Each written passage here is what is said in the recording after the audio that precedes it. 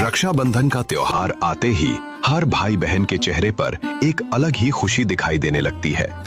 बहन अपने भाई की कलाई पर राखी बांधती है और भाई अपनी बहन को खुश रखने का वादा करता है। राधिका खुशी से आवाज लगाती है, मोहन जल्दी आओ, कब से तुम्हारा इंतजार कर रही हूँ। बस दीदी आ गया। इतनी जल्दी क्या है, राखी तो बांधनी ही है।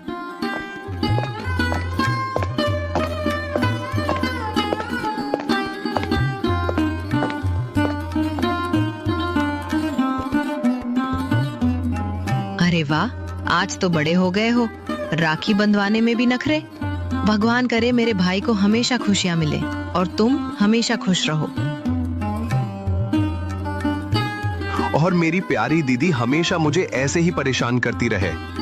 अब मेरी बारी। लो दीदी, आपकी राखी का तोहफा। अरे वाह, इतने सारे पैसे। हाँ, लेकिन खर्च मत कर देना, मेरे लिए भी कुछ खरीद लेना। पहले खुद तो कमाना सीखो। माँ, मैं पूजा के घर जा रही हूँ, उसे भी रक्षाबंधन की बधाई दे आऊंगी।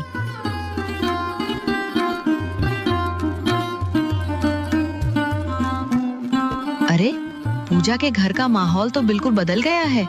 राम राम। राम राम बेटी, आओ अंदर आओ। पूजा, रक्षाबंधन की बहुत बहुत बधाई। धन्यवाद। आओ बैठो। लेकिन तुम्हारे घर का माहौल इतना बदल कैसे गया? पहले तो यहाँ खूब चहल पहल रहती थी। हाँ राधिका, हमारे जीवन में भी काफी बदलाव आया है। अच्छा, और ये सब क्या चल रहा है? हमने संत रामपाल जी महाराज से दीक्षा ली है और उनके बताए अनुसार भक्ति करते हैं।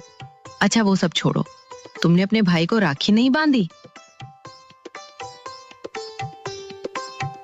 अरे, आज रक्षाबंधन है, कहीं तुम भूल तो नहीं गई?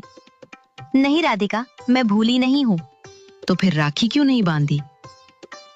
देख राधिका, हम त्योहारों को लेकर किसी का अपमान नहीं करते और ना ही किसी से बहस करना चाहते हैं। लेकिन दीक्षा लेने के बाद हमने अपने गुरु से मिली भक्ति की विधि को अपनाया है। लेकिन पूजा, भाई की रक्षा के लिए राखी तो बांधी जाती है ना? राधिका, राखी भाई बहन के प्यार और रिश्ते की खूबसूरत निशानी है। लेकिन हमने ये समझने की कोशिश की कि जीवन में ऐसी कौन सी भक्ति है जो वास्तव में परमात्मा की प्राप्ति और सच्ची आध्यात्मिक रक्षा का मार्ग बताती है। तो तुम्हारा मानना है कि केवल राखी बांधने से ही रक्षा नहीं होती?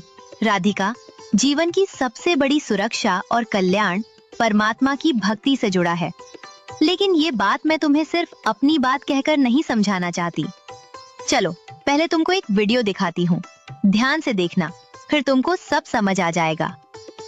अब जैसे हम रक्षाबंधन का त्योहार मनाते हैं, ये क्या तुक हुआ कि बहन भाई को रक्षा इसलिए बांधने जाती है कि उसकी रक्षा करेगा भाई।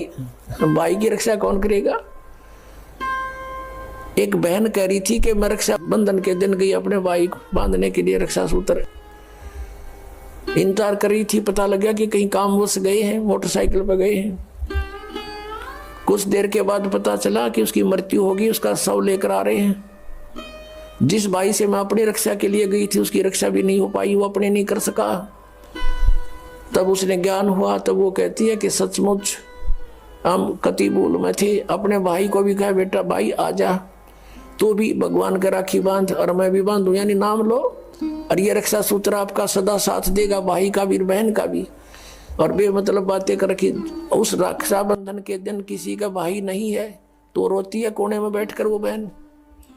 फिर ये बात का सिस्टम, जिस बहन का भाई नहीं है वो दूसरों के मुंह की तरफ देखती है, कौन आएगा हमारे घर।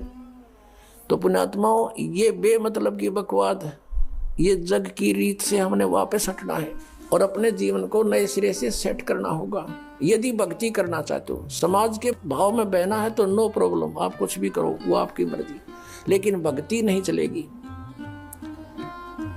तो इस प्रकार हम इन क्रियाओं से भी सावधान होना है, अपने आप को बचा के रखना है, तब हमारी भक्ति प्रफुल्लित होगी। ईश्वर कबीर साहब जी ने फिर आप जी को संदेश दिया है कि पूरे गुरु की शरण में आने के उपरांत आप जी ने कैसे उसके साथ व्यवहार करना है, और पूरे गुरु की क्या महिमा है, कितनी वैल्यू होती है पुण्यात्माओं परमात्मा को पाने में। ये जो हमारी रीति रिवाज हैं ये भी बाधक हैं। परमेश्वर ने कहा है कि मन कर धीर बांध ले रे बौरे और छोड़ दे न पछलों की रीत। अब जैसे कल या आज जैसे भी राखी का त्योहार था, रक्षाबंधन का त्योहार था, इस रक्षाबंधन की क्या आवश्यकता है, क्यों इसको हम मना रहे हैं? ये काल के चलाए हुए अपने इस टाइम पास करने की खातिर, टाइम वेस्ट करने के लिए और हमें पीड़ित रखने के लिए एक ये रीति बना रखी है। पुण्यात्मा इस ज्ञान से परिचित होने के बाद हमारी आंखें खुल जाती हैं और जो समझदार बच्चे हैं इस बात को स्वीकार कर लेते हैं कि संत जो कहते हैं परमेश्वर का आदेश होता है, तो फिर वो स्वीकार कर लेते हैं, फिर वो समाज की नहीं मानते हैं। एक बहन ने बताया कि जी उपदेश लेने से पहले मैं राखी बांधने के लिए अपने भाई के वहां घर गई। वही रक्षाबंधन का दिन भाई की इंतजार कर रही थी।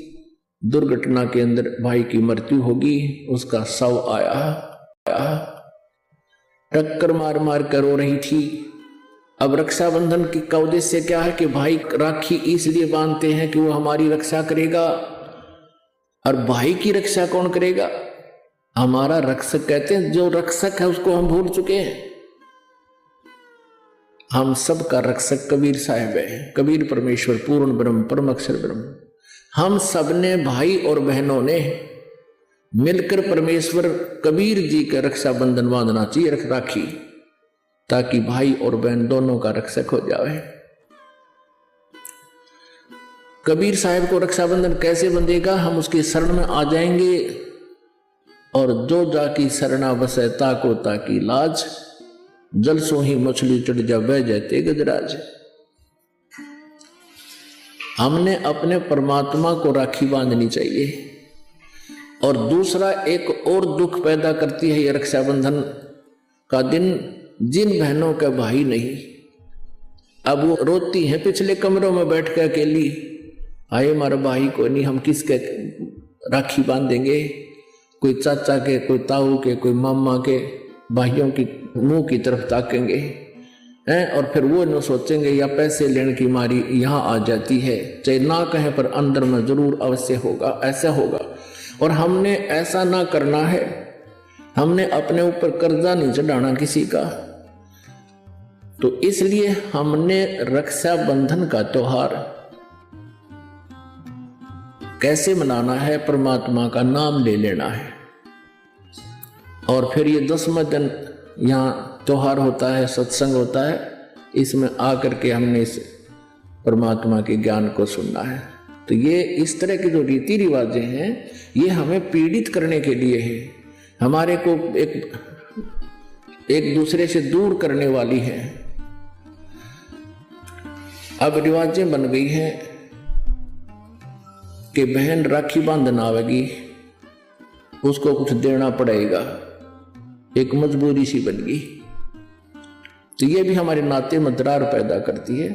तो पुण्यात्माओं, जिन्होंने परमात्मा पाना है तो परमेश्वर के विधान को अपनाना ही